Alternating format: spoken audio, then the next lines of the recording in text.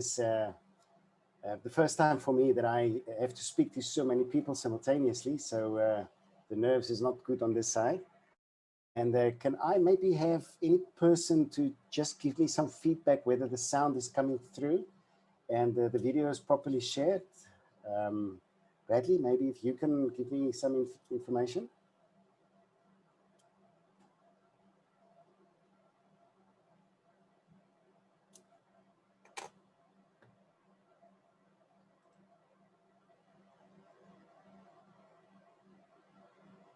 I have no indication. It's as if I can't hear. So let me just check my own system control.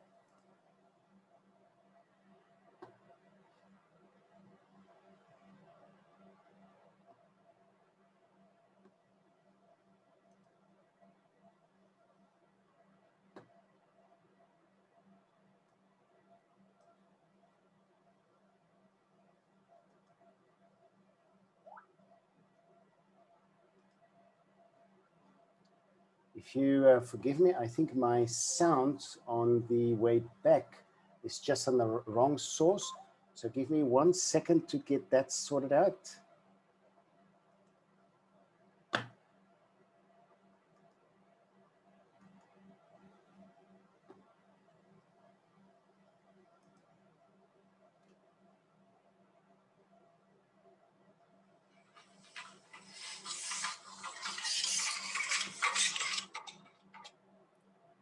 The Quibus.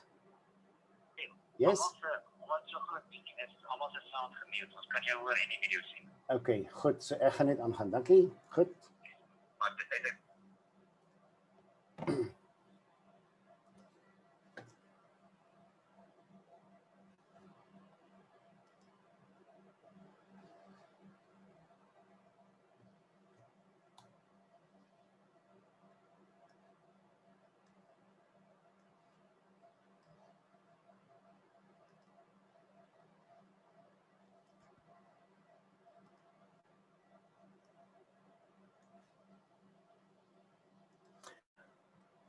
All right. It seems that because of the large audience, I will not be able to hear your feedback and so on. I have the chat screen open on my side.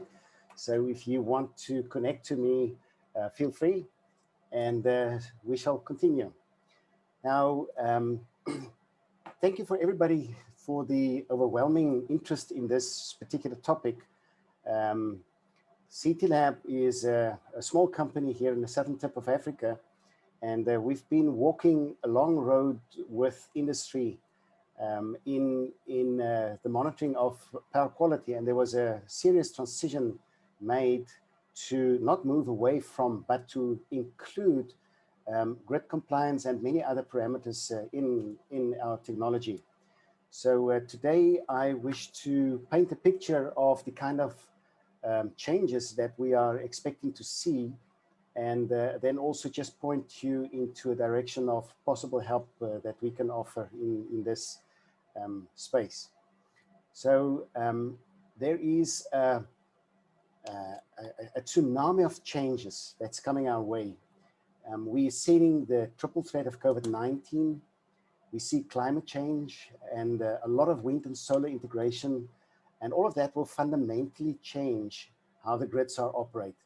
And then at the end, it will dramatically change the way and the need, how they will be managed. Now, we are seeing in a simultaneous shift from a thermal dispatchable and a consolidated and a predictable grid that moves to a renewable, non-dispatchable, distributed and unpredictable grid.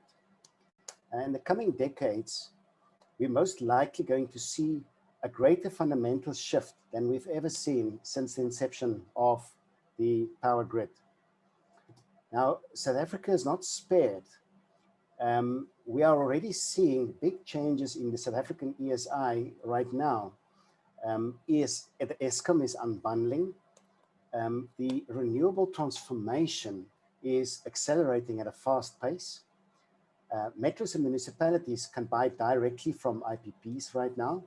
And just a small side note here, I think many customers or people on the ground are thinking about metros and municipalities going to buy from IPPs, but they forget, I think, that a lot of energy uptake will come from factories, shopping malls, parking bays, fuel stations, and so on. So this whole industry changing will be an exciting new change for the South African market itself, and specifically for metros and municipalities, because the whole waterfall principle of design is now turned on its head. The good news is there's a lot of experience out in industry, not in industry just, but also in different countries that can help us to overcome this problem. So the entire electricity supply industry here in South Africa is unfortunately, my apologies, under severe financial pressure. So the big race is about resources. And it's scarce, and whatever we have, we can't waste. And on top of it, many skilled operators are leaving the country. So South Africa is really feeling the brunt of changes already right now. Now, apart from that, there's also a change in the complexity of the electricity supply industry. People don't realize it, but there's a severe transformation, not away from, but from AC to DC, and maybe I put the wrong word there, but it's most of the renewable plants generate DC, which need to be converted back into AC. And just that fact is changing the dynamics of the entire system completely. On the other side, the impedance of loads are changing from constant impedance to constant power.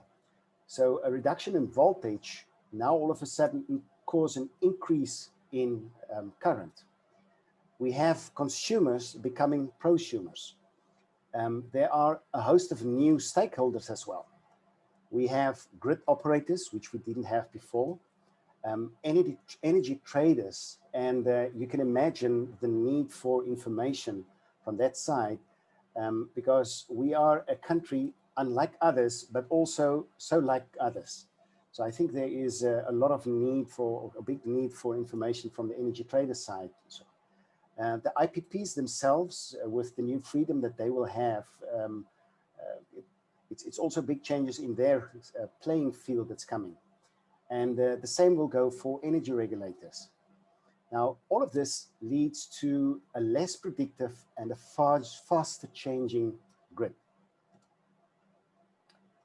On this slide, I want to point out that the energy space was dominated for too long by too few big players. Why do I say that? It slowed down change and it killed innovation. You know, so many of the customers is saying, I feel comfortable with the larger technology suppliers, but in doing so, you severely hamper change and growth within the network. Now, this energy sector, I believe, it's the right time for a disruption within this space. At the same time, the 10-30 minute interval data that we receive is completely inadequate to describe the dynamic behavior of networks. We are talking now about grid storage coming our way, and we haven't even touched the possibility of EVs and that hitting our industry. And on top of that, we have a total deficit, not a total deficit, but we have a deficit of energy, and we're going to strongly rely on renewables to supply our industry. So the important thing here is that there is a strong focus on the substation itself. It is the right way of doing it. If we can get the substation to become smart, then having a lot of smart substation will automatically smarten up the grid on that side. So it is the right place to start and to focus up right from the beginning. The many systems within the grid operate as islands. One of the challenges that we have is that communication links between network components are almost non-existing. One substation doesn't talk to another one. There's very little information that exchange between customer and supplier, and let alone information being shared with energy regulators, brokers, consultants, and so on. So it's a very closed world right now. There's a lot of guesswork happening in it. Most data sets used to operate and control network components are incomplete and are also incorrectly time-stamped. So there are information not important right now, but the sooner we can start monitoring them and start profiling them and analyzing the impact of that, the better. So it is just naturally that you first have to gain visibility before you can implement any control in it.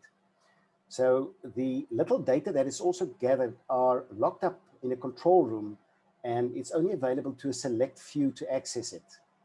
There's no drive to collect and share quality performance data throughout the organization. And we can see that our industry is still highly segmented. Protection people keep protection data for protection only. And the same goes for billing, and the same goes for power quality, and so on. Now, how can CT Lab help? CT Lab can offer help in 3 areas. We have technology platform that can grow with your needs. We can offer support services to enable you to successfully implement, commission, operate, and grow your system. And I just want to repeat this sentence because I've carefully chosen the words here. People struggle with implementation. And when you incorrectly implement right at the beginning, it does take away a lot of energy. You know, a well-commissioned, implemented commission system that operates right from the beginning is an absolute must going there. And then the last part of the sentence is to grow your system. Systems are not, in the old days, we built systems that stayed the same for many years and so on. But the modern way is to have a system that is flexible, that can grow with you as you go. So on the other side, we can also offer training that includes practical field acquired tips and tricks and know-how. We've been doing power quality and grid performance monitoring for more than 20 years in this industry. And so we do have quite a few tricks and so on around up our sleeve. And I think also keep in mind that as a company, we are tool makers. We provide tools, and always to be operational in the field, you need 3 main components. You need a tool in the hand, you need a good or a qualified operator, and you need a procedure to follow. And we can help in all of these aspects for you. We also have access to a family of local and international consultants, academics, and specialists that can be called on to help us at any time. All right, now, what is the Otello system? Otello is comprised of 2 parts and technology that connects the 2. On the left-hand side, we have Osprey Pro. It's a data visualization and a grid management tool, and it's big data based. And on the right-hand side, you have a Vector 3 platform. It is a GPS synchronized, permanently synchronized. It's an edge computing device. We run Linux on it, and it communicates with every other device and with a central computer on the network. So it's permanently connected, one large virtual system under control of Osprey Pro. The result is a connected processing power at every single node along the grid. And currently we measure across 9,000 parameters that can be shared securely and so on. So I just want to add one more thing here. As a system, we now have the fundamental technology to digitize, to store, to analyze the data, and to report and visualize. The big challenge for all of us would be to put all the recorded data in context so that you can make it part of your daily operations, so that you can make decision-based or data-driven decisions on a daily basis. Now, a little more how the system works. Otello devices are installed wherever the grid interconnects. So the idea is to have it on every and any node installed. And each device is permanently connected to a central cloud big data host via secure IP-based links. The devices has built-in modems. We support VPN connectivity, all is cyber secure on it. So the whole idea is to have a permanently connected system out there. Now, this system, each device has a built-in GPS, a modem, and a battery. So the internal battery will keep the communication and the GPS alive in the total absence of power. And that on its own provides very interesting operational capabilities to have a system live or intelligently alive when the power is down. Device clocks are permanently synchronized to within 100 nanoseconds from absolute time. The design criteria was to, if you can't do it within that time, go home. You literally have to put sine waves on top of each other and have to analyze that, otherwise you can go home. Users can access the recorded data via an interactive web interface, so everything is web driven. So we are platform agnostic on it, so you can run it on an iPad, iPhone, or a tablet and so on, or a Linux or a Apple, any kind of device out in the field. We have an alarming engine that push alarms and reports and other information directly to the end user via push notifications. And forgive me for that spelling error that I made there. I think what set the system apart from many other systems is this alarming engine.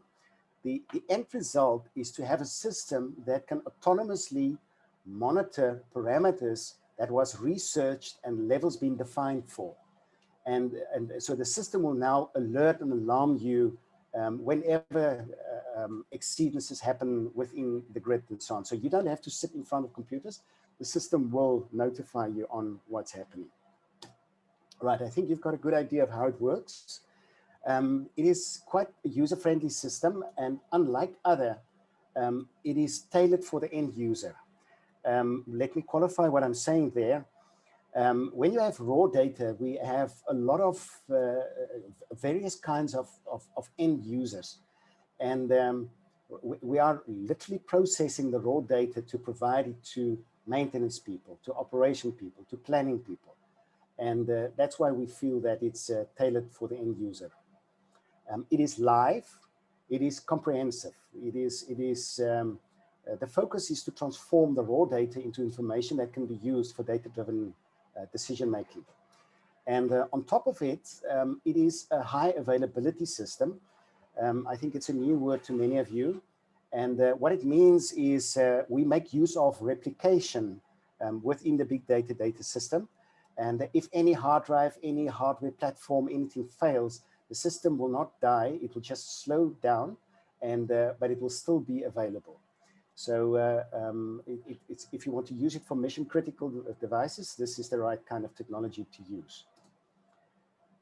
Specific for South African market, it was developed in South Africa for South Africa, and we fully support all NRS 048 compliant assessment criteria. So daily 95, 99%, 7-day sliding assessments is all done natively. The classification of NRS 048 according to the XYZ DIPS is done natively. We support scheduled distribution of reports, site assessment reports by email. So again, another one where you, at the end of the month, you don't have to go to the system to receive a monthly report, to draw or to compile a monthly report. The system will automatically generate it and mail it to you. And it's got quite a user-friendly interface, and data can be easily exported and so on from that side. So from an NRS point of view, we fully support whatever happening on the grid. We support, I've talked about it before, instant notifications, and we do consolidated event reporting. If you, for instance, have 400 or 500 of these devices installed in your grid, and you have one grid event that affected all 300, 400, 500 devices, it will become a nightmare in any other classic system. What we do is we group them all simultaneously. Eskom has got a word or a terminology that they call dip to trip matching. So that network incident and how it's been visualized at different points is one story. But the other story is if you group them all together, we can annotate information and attach data onto that incident. Like, for instance, what was the root cause? How many sites were affected? Who was responsible for it? In a factory, from a factory point of view, we can also record with each event which of your assets were affected by the event. And that will allow you to do sensitivity analysis over a period of time. So per asset, you can then draw reports to find out what kind of events are this asset susceptible to. Some small but very important change that recently happened in our system is also the cross-trigger functionality. We can define tags, and you can define numerous kind of tags per device. And devices with the same tag will be cross-triggered when any one of them record an event. So for instance, if you sit in a substation and any one of the feeders within the substation triggers due to any anomaly, that entire substation can be cross-triggered to bring you a picture of what happened within the entire substation. We do pre and posts, and I forgot to put this in the slides, but also something quite unique to our system is the pre-information that we have is up to minutes. So in other words, when something happened, you can go back in time a few minutes before it. So like under frequency event where you want to really go back in time to see how this event progressed and before it actually occurred. Those kind of things can be done. Right, billing.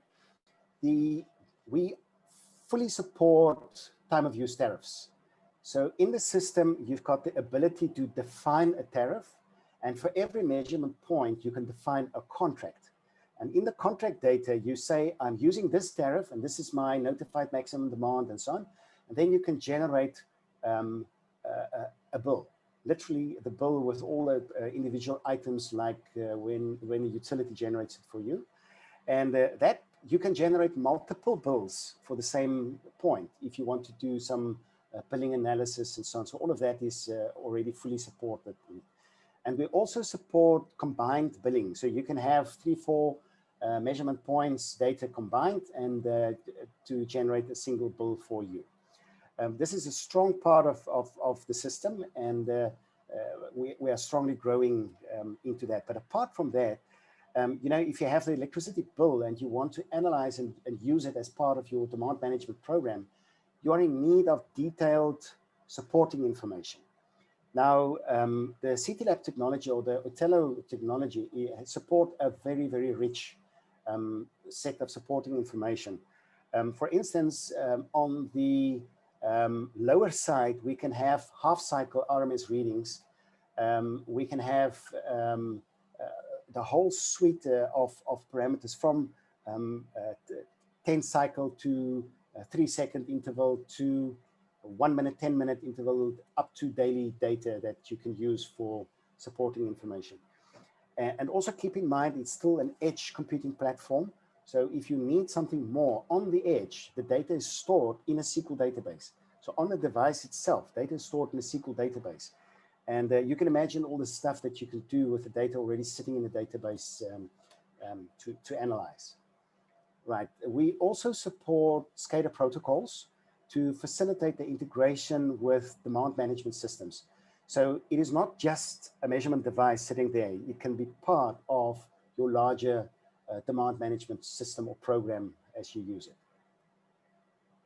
Right. The real-timeness of data. The Otello system is most valuable when you integrate it as part of your daily operations. We can see a drive with most of our customers that use our equipment now for a period of time, that actively use them. The data move into the control room. It just augments the SCADA system. It provides valuable real-time diagnostic information. Some of the SCADA systems can just tell you breaker open or close. the Otello system will bring you waveform data. You can see the fault. You can see whether it's a single line or a line-to-line fault or a line-to-earth fault. You can see what the fault current was, how the fault is developed, and so on. So all of that diagnostic information is accessible in real time. Now, at this point, the Otello system was designed and built for Africa. Now, our first design objective was to have a scalable system. And the immediate thinking is that, well, it can scale up to thousands, which it can. But one of the strong points of our system is that it can scale down to one device. So you can have full functionality of everything you have operating just one device. And not many other systems can say that. So we've got a data hosting solution where we can, if you have one single device in the field, we can host the data for you. You can get your alarms and notifications, exactly the same thing as if you've got thousands of devices out in the field. The second part of the scalability is the system's ability to, especially with the big data, to make thousands and thousands of inserts simultaneously. You know, that is the big Achilles heel. I know of some of our competitive devices that can, if they have 50 devices online, they got to build a new database. They got to literally start a new Oracle instance to collect data, just simply because Oracle is not fast enough and scalable enough to collect the data getting in there. The second design philosophy that we had was to be comprehensive. And I want to challenge everybody. This is most probably one of the most comprehensive devices out in the field. We do import, export energy, separate profiles for each of them. We do RMS, we do fundamental only. We do synchrophasers. On the harmonic side, we do we treat every harmonic exactly the same as the fundamental. So per harmonic, power factor, export, import energy, active, reactive energy per harmonic. We do prevailing phasers, them all. We've been part of industry now for more than, I think, 25, almost going for almost 30 years. And so with all the customer inquiries built in it, this instrument is really very comprehensive for the system. I just want to skip the sequence here. Resilience is also very important, but resilience is different than reliability. Resilience is the system's ability to respond to things that go wrong. The fact that we have the ability to define measurement campaigns, I haven't spoken about that, but a measurement campaign is a set of business rules that every single measurement device have to comply with when you connect it to the system. So you can set up, for instance, in South Africa, we have the NRS 048 power quality compliant campaign. So per voltage level, we set the rules on what the thresholds would be for THD, for individual dips, and whether it should be moving nominal and sliding reference and all these kind of things. So when you connect a device and you tell it that this is part of the 11 kV system, the system will automatically inherit all those settings for you. Now, it really, really simplifies the installation and bring up the reliability of data collection for you. And we can generate various different measurement campaigns. For instance, if you have a power factor monitoring campaign, or there are so many different ones, a billing campaign where you want different time interval data and so on. They can all run simultaneously on the same platform, and it will automatically inherit.